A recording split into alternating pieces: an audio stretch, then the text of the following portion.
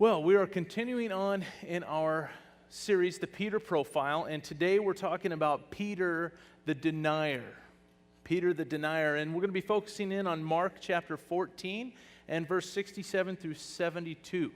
So Mark chapter 14, if you guys want to turn there in your Bible, and while you do, let me ask you a question is, do you remember the first time that you met Jesus? For some of you, it was when you were really little. Some of you, it might have been last week. But do you remember the time that you met Jesus? You know, we've been talking a lot about Peter, about the character of Peter. And so today, let me just bring you back for a moment to when Peter and Jesus first met on the shores of Galilee. You don't need to turn there, but in John chapter 1, in verse 40, it says, "One of the two who heard John speak and followed him was Andrew, Simon Peter's brother." So we see that Simon's brother is going to bring him to the Lord, something we should all be doing, bringing people to Jesus. First, he found his own brother Simon and said to him, "We have found the Messiah," which is translated the Christ.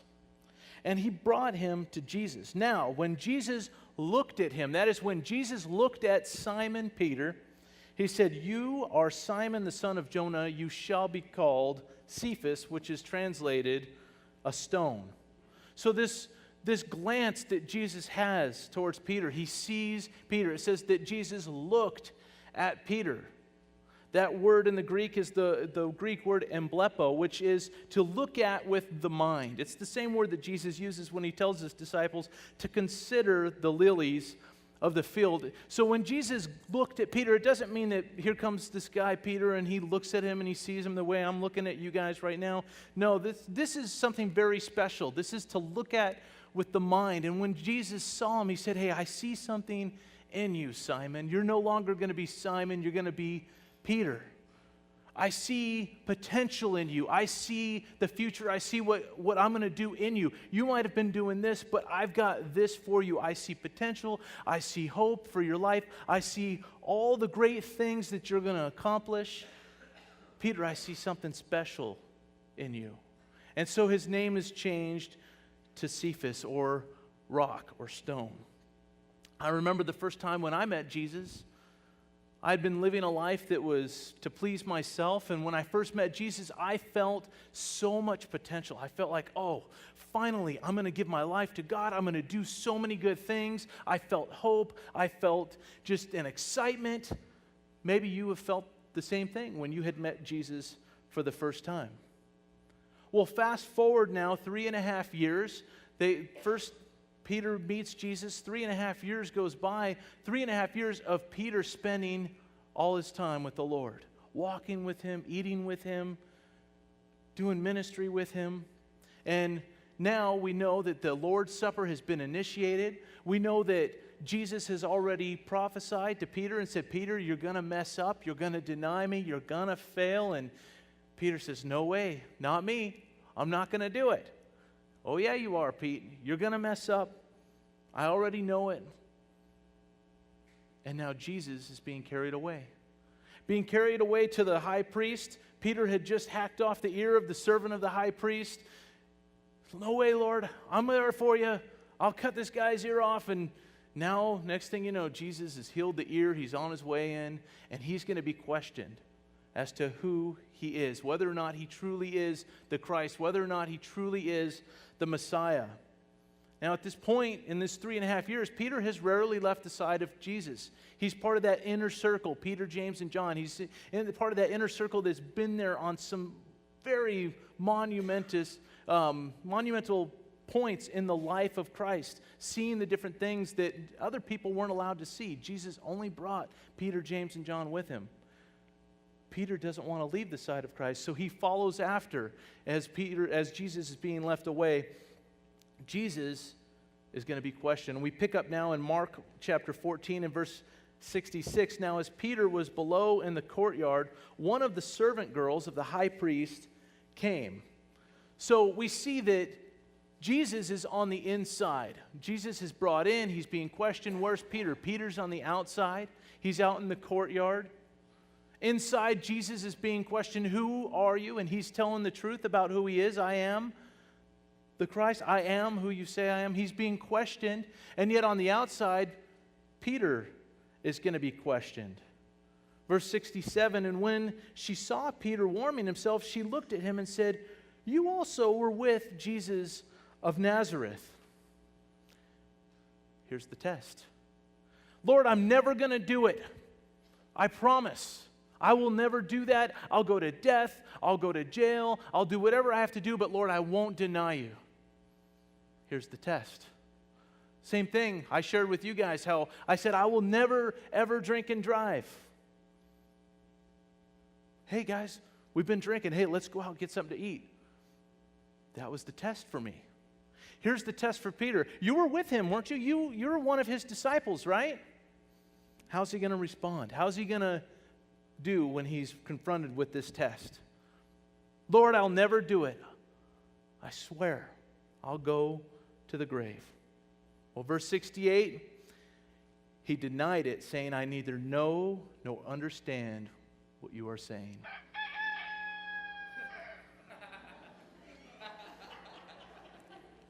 I mean, in that moment, Peter, the rooster's going to crow twice before you deny me. 3 times. 3 times, Peter, the rooster's going to crow. Lord, I'm never going to do it. That thing you say that I'm going to do, not me. You know, when roosters crow, I was talking to a friend of mine named David, and he said that he moved on to a ranch. And every morning, there was this rooster would hang out right by their bedroom window. Every morning. He said when they first moved in, they're like, you've got to be kidding me. Rooster crowing, waking me up in the morning. You know, I kind of wish that there would be a rooster that would crow when I sin. You know, you go and you're going about life and you're trying to do well, and then all of a sudden you sin and that rooster crows and you're like, oh, shoot, what did I do? You know, it's like this warning. It's like, okay, warning, you just sinned. Don't you wish you could have that? I mean, it would kind of wake you up. A rooster crowing, oh my gosh, I just sinned. What should I do? Okay, stop doing that. Everybody just heard the rooster crow. They know what I've done. It'd be kind of nice. It would make you not want to sin, right? Well, I was talking to David. He said, you know, at first, that thing would wake me up every single morning. It was after a while, I didn't even hear it. It's not that it stopped crowing. The rooster would crow every morning. He just tuned it out. I think the same thing would happen to us if we had that warning going off. Warning, you're about to sin. You just sinned. What are you doing? After a while, you just tune it out. But it's a distinct sound. I mean, you can imagine at this point, there's a lot of commotion going on where Jesus is being questioned. I mean, everybody knew about Jesus. He had been out healing people. He had been going against the Pharisees, these religious leaders. There was some commotion. They got Jesus. They snatched him up. They bound him. They brought him in. I want to hear it. I want to find out what's going on. And you can imagine that courtyard where Peter was warming himself. That place was packed. And that sound, I mean, listen to it again. That's a very distinct sound. I don't know how many of you have been on a ranch or you've been in an area where there's a lot of commotion going on and there's roosters crowing. But that rooster's crow, it stands out. It doesn't matter what's going on around you. You can hear it. It stands out. No doubt Peter's there, and he's going about this night and just real nervous, and now he's sinned, and doesn't matter how much has gone on, that rooster crow, that had to hurt for him to hear that. Like, that thing that I said I would never do. Maybe you guys know what I'm talking about. That thing, I'll never do it. And something brings to your acknowledgement like, oh gosh, I just did it. Man, Peter had to be hurting at this point. The very thing he said he would never do, he's done. You know, all 4 Gospels tell the account of this story, all 4 of them. You know, it's a very, very important lesson, especially for the early church, because the early church was about to be persecuted by the Roman government in a way that no other religion had ever been persecuted. The Emperor Nero was going to put a coat of wax on anybody who wouldn't deny Jesus. He'd put that coat of wax on them, and he would burn them in his courtyard for light when he would have events. He would use people as candles. He would burn Christians if they wouldn't deny their faith in Jesus. And so the early church had to hear this message. They had to learn from what Peter had done. But the thing is, it's important for us today as well. 2,000 years later, we need to hear this lesson. We need to learn from this lesson because Peter denied Christ. We're confronted with things all the time to deny Christ. And we hear so many things that goes against who Christ is. We hear it all the time. And it becomes to a point where we become complacent. We just, oh, well, I've heard it so much. You know, think about evolution. We've all heard evolution. It's been taught since we were little kids. And before that, evolution has been taught as truth. But it completely goes against the truth of who Jesus is. Who do you say that Jesus is? Well, Jesus is the creator. Gospel of John, chapter 1. Right? In the beginning was the Word, and the Word was with God, and the Word was God. And it goes on to say that all things were made through him, and without him nothing was made that was made. He's the creator. All the things that we know, the things we feel, the things we see, that was all created by Jesus. And yet we hear this talk about evolution so much that we don't even say anything after a while. We deny the truth about him by our silence. It's an important lesson for us to learn from Peter. Peter denied Jesus, that very thing that he said he would never do. And I'm sure in that moment he hears the rooster crow, oh my gosh, what did I do? I'm never going to do it again. Man, I didn't want to do it, and now I've done it, but I'm never, ever, ever going to do it again. Verse 69. And the servant girl saw him again and began to say to those who stood by, this is one of them. But he denied it again. And a little later, those who stood by said to Peter again, surely you're one of them. For you are a Galilean, and your speech shows it. I'm never going to do it again. Okay, I did it. I'm never going to do it again. Okay, I did it. And his very denial is the thing that's giving him away. If he would have kept silent, they wouldn't have heard his speech. And the Galileans, we know that they had this very distinct drawl in their voice. Same thing like with, people from Texas. They have this drawl in their voice. The people from Galilee, they had a drawl in their voice. And so they knew it. They could tell where he was from. And they said, we can hear how you're saying it. We know you're from that area. That's where his disciples had come from. We know this. His very denial gave him away. I remember when my son was a little tiny guy, and he had been eating Cheetos. And I said, son, no more Cheetos. Okay, you're done with the Cheetos. You got to eat your sandwich. So he starts eating his sandwich, and he's like, can I have some Cheetos, Dad? Nope. No, I want you to eat your sandwich, son. No more Cheetos right now. He kept eyeballing the Cheetos. No Cheetos, son. And he kept eating his sandwich like a good boy, kept looking over at the Cheetos. And finally I saw him. He grabs a Cheeto, he sticks it in his mouth. And he's sitting there chewing on the Cheeto, and I said, Jacob, did you just eat a Cheeto? He goes, no. And just Cheetos all over his mouth, all in his teeth. Like, man, just be quiet. Don't say anything. Your very denial just gave you away. Same thing with Peter. His denial, just keep quiet. But he didn't even keep quiet. No, I don't even know him. I don't know what you're talking about. And as he's speaking, he's giving himself away. And he said, I'll never do it. Never. I'll never do it again. And then he does it again, not even an hour later. Maybe some of you today can relate to that. I'll never do it, Lord. That thing, I'll never do it. And you've done it. Lord, I'll never do it again. And you've done it again. I know I've done it. You feel sick. You're like, I don't want to do this. And yet you do it. Maybe you've done that publicly like Peter did. I mean, it was so open and public, everybody could see it. It's embarrassing. Sometimes we mess up and it's so public and people see it. We're like, man, it's awful. And to make matters worse, Peter's like, no, I'm going to prove it. You say I'm with him, I'm going to prove it. Verse 71, he begins to curse and swear. This man who follows Jesus, he starts to curse. He says, I don't know this man whom you speak.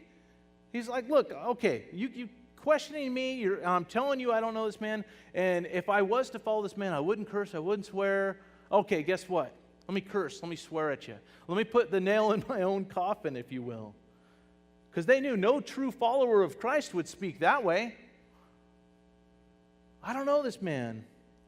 Maybe you've fallen into a temptation like that, where you're tempted to show, okay, I'm not like this. I'm not like those stuck-up Christians. I can have fun. Give me a shot. Okay, I'll take a hit of that. Okay, let's tell this dirty joke. And you try to act in a certain way that will prove that you're not from Him. You're not associated with Christ. Anybody ever been tempted like that? Of course. And Peter's like, starts to curse, and he starts to swear. Well, after all the cursing and swearing was done, we read a second time the rooster crowed. Then Peter called to mind the word that Jesus had said to him, before the rooster crows twice, you will deny me 3 times. And when he thought about it, he wept. Luke's gospel tells us that the Lord turned and looked at Peter. And when the Lord turned and looked at Peter, he remembered the words of the Lord, and he wept. You know, I can give my kids a look. We got a lot of parents here today. You know, you can give your kids a look, and all it is one glance, and they know everything that you mean.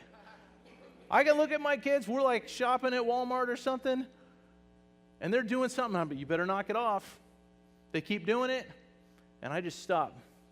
And I look at them, and you know what they know? Oh, man. When we get outside, it is on. Dad is mad. He's going to get us. All it takes is one look, and they know that I mean business. They know it's go time. They know, man, I should never have continued in that. We can do that as parents. All we have to do is give them a look. But the thing is, and I love this about the Lord, this word for look is the same word emblepo in the Greek.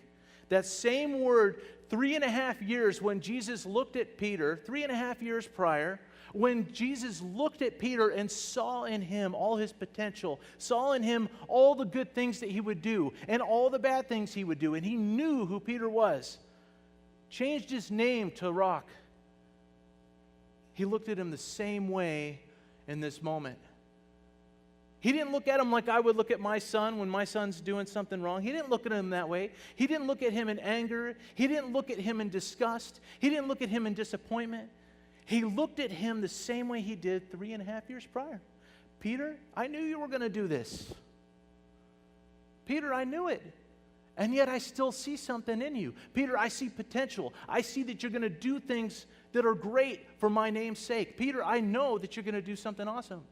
He didn't look at him in disdain. He looked at him the same way he did 3.5 years prior.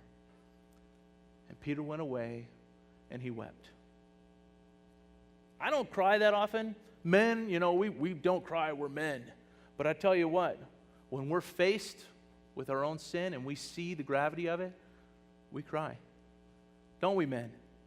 I mean, come on. When we're faced with the fact that we are so sinful apart from Jesus, our lives and how weak we are without Him in them, we weep. Peter wept. I mean, imagine what Peter's feeling. What have I done? Oh my gosh, what did I say? I said I don't even know Him. How could I have said that? Have you ever had a moment like that? Where you've said something, you can't take it back? You know, it's funny, my wife, my kids and I call my wife toothpaste. Because you know, with toothpaste, you can squeeze toothpaste out of a tube, and once it's out, it's out. You can't put it back. Have you ever tried to put toothpaste back into the toothpaste thing? It just ain't happening. You can try, but it just makes a mess. And so my wife, she's just knows. She'll say stuff, and my kids and I will just look at her, toothpaste. And she knows exactly what we're talking about. You just said something that you can't take back. And she's hilarious sometimes. But I'll never forget, when she and I first met, she was working at a jewelry store. And she was 19 years old. She's working at this jewelry store trying to sell jewelry. And so as customers would come in, she'd try to make small talk and try to, start working conversation so she can be friends with them. And this woman came in and she's looking at this jewelry. And my wife goes, "Oh, how far along are you?" Yeah. That woman goes, "I am not pregnant." And my wife just goes, "Let me go get somebody else to help you." And she walked away. It's like the moment it's out, you can't take it back. It's out there. And, sometimes you say stuff and it hurts. So she knew. She hurt that woman's feelings. She's like, I don't even know what to do. Let me just get somebody else. You obviously are not going to want to deal with me now. And it's out there. You can't take it back. Sometimes it just comes out. There's nothing you can do at that point. It's out. What can Peter do? He's said what he said. He's done what he's done. He can't take it back. In that moment, he sees Jesus looking at him. And Jesus is looking at him, seeing all this potential in his life. And no doubt, he went to weep. What have I done? What have I said? What can I do now? And I love this about Peter. Days don't go by. Weeks don't go by. Months don't go by. Years don't go by until he weeps. He hears what he said. He sees Jesus look at him, and he weeps. Some of you may be sitting in here today, and your sin has been out there, and you're like, I'm not going to deal with it. Days have gone by. You haven't cried over your sin. Weeks have gone by, months, years, and you're just going about your life, and you haven't wept. You haven't looked at the face of Jesus and wept. Jesus wants you to do that. It's a good thing to do that. We see Peter go away and he weeps when he's confronted with his sin. And let me tell you something, a look of condemnation will not do that. For Jesus to have looked at him and looked at him in anger, or to look at him in disdain, to look at him in disappointment, it wouldn't have done that. With Jesus looking at him and seeing all the potential, all that Peter could do for the kingdom of God, that's what brought upon Peter this weeping, this sorrow.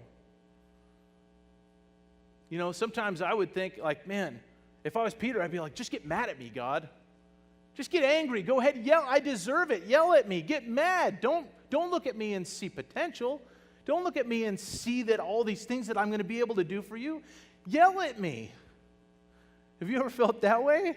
Like, come on, just get mad. Don't be so nice, Lord.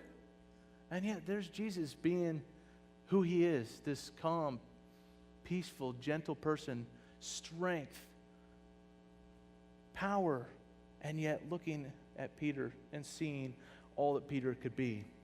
And the thing is, Jesus is like, look, I knew you were going to do this. I saw not only your potential, but I saw your downfall. I saw all the bad things you would do. I saw all the good things you would do.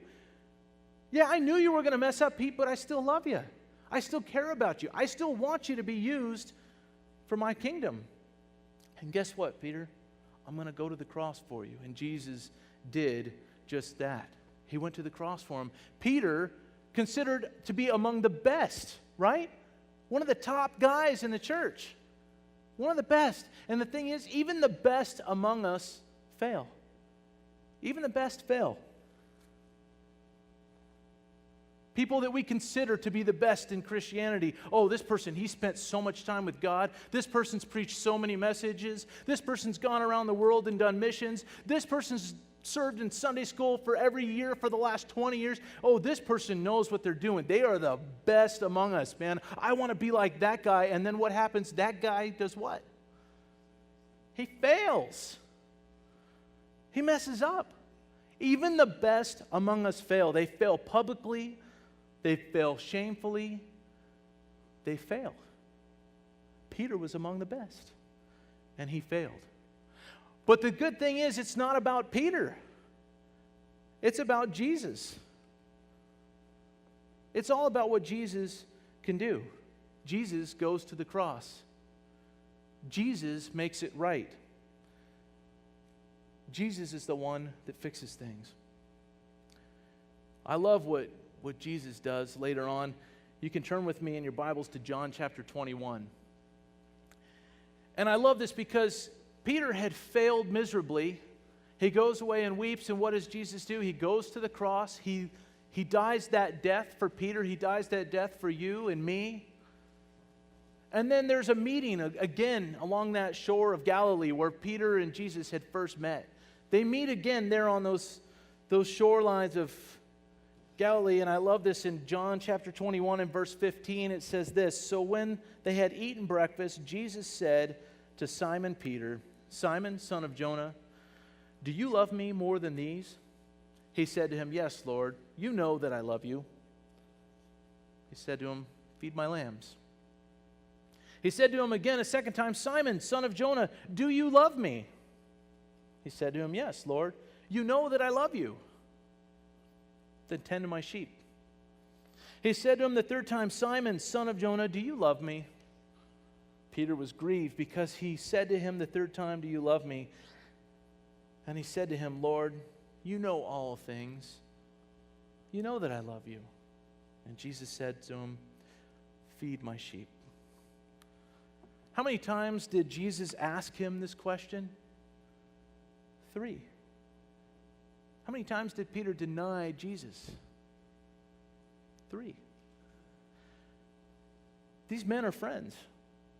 These men had ate together. These men had traveled together. These men had done ministry together. They were friends. Maybe you've had a friend sin against you. How does Jesus deal with this? Jesus sets him down and he talks to him and he asks him these questions. He doesn't say, Peter, you're a liar, even though that's true. He didn't say, Peter, you've denied me, even though that's true. Peter, you're a coward, even though that's true. Peter, you were afraid of men more than you were afraid of me, even though that's true. He didn't point out all the failures. He didn't point out all the weaknesses. He didn't point out all his shortcomings. He asked him, do you love me? Do you love me? Do you love me, Peter? And then what does he tell him? Feed my sheep. Get back into ministry, Peter. Continue to serve me. Feed my sheep. Be there for them. Love them. But Lord, I'm not perfect. I know that, Pete. I knew that when I saw you 3.5 years ago. I knew it. Feed my sheep. But Lord, I sinned against you. I know. You're going to do it again. But feed my sheep. But Lord, I've messed up so much. How could you ever use somebody like me? I went to the cross, Pete. It's not about what you can do, Peter. It's about what I can do through you. Feed my sheep. Be in ministry. Love my people. So you might be sitting here today thinking, gosh, I've denied Jesus. There were times I could speak up for him and I didn't do it. There were times I could take the high road and do what's right, and yet I didn't. There was those things in my life I said I would never do, and I would never do again, and yet you've done it. But Jesus says, do you love me? Feed my sheep. Get back into it. Serve me. See, a lot of times we're trying to see, okay, what do I need to do then? Well, I've got to do this. Well, I've got to do that. You start placing things. I've got to read the Bible for X amount of time, and I've got to go seek counseling for X amount of time, and I've got to do all these things, and you add all these things up that you have to do in order to be right to go and serve God. Let me tell you something. If that's what you're waiting for and you're trying to find all these things and allowing yourself to have this checklist of things to do before you can get back into serving God, you're trying to do that on your own. And let me tell you something. You don't make you right. Let me say that again. You don't make you right. You know who makes you right? Do you? Jesus. You don't make you right. You don't make you ready. You don't make you prepared. God does. His finished work on the cross does. But you've sinned. Jesus paid that debt. Pastor Tim, you don't know how much I've messed up. I know how much Peter did. Publicly, shamefully, denying Christ. I know he did that, but I know that Jesus used him anyways. He can use you. He can use me. What a beautiful thing that we serve a God like that. Jesus meets him along the shore. Do you love me, Peter? You're going to fail me again, Peter, but do you love me? Lord, I'll never do it. You did it. But guess what, Peter? And I love this because Jesus said something after he told Peter, Peter, you're going to deny me. You're going to do this. And he's going, Lord, no way, I won't do it. Yes, you are, Peter. No, even if I have to go to the grave, even if I have to go to jail, no way, Lord, not me. You're going to do it, Peter, but it's okay. Because once you do it, I'm going to go to the cross. I'm going to pay the debt. I'm going to put you back into ministry. And when you have returned to me, strengthen your brethren. You're going to fail. You're going to mess up. You're going to make things terrible for a while. But come back to me, Peter. Come back to me, and when you've come back to me, I want you to strengthen your brethren. I want you to be used again. I want you to tell your story. I want people to hear it and learn from it. I want people to grow from it. I want you to encourage people with it. Strengthen your brethren. Yeah. And so, as we close right now, I want to invite the worship team back up here for a moment. And maybe that's you sitting here today. You've sinned. You've fallen. That thing you said, I'm never going to do it. You've done it. You said, I'm never going to do it again. And you've done it again. Don't allow time to go by. Jesus came back and Jesus made the relationship right. These men were friends. He loved Peter. He made that relationship right. Allow Jesus to make that right in your life today. Don't allow days to go by. Don't allow weeks to go by. Don't allow months or, God forbid, years to go by before you get back in to serving God, before you get back into a right relationship with God. There's nothing you can do other than allow God to do that in you. So if that's you today, we're going to play a song of worship. I want to invite you to come up here. Allow God to meet you here by the seashore. Allow God to do that work of healing in your life. Allow God to reconcile that with you. Allow God to do that work of healing. Don't leave this place today. If you've got that business to do with Him, you come right now.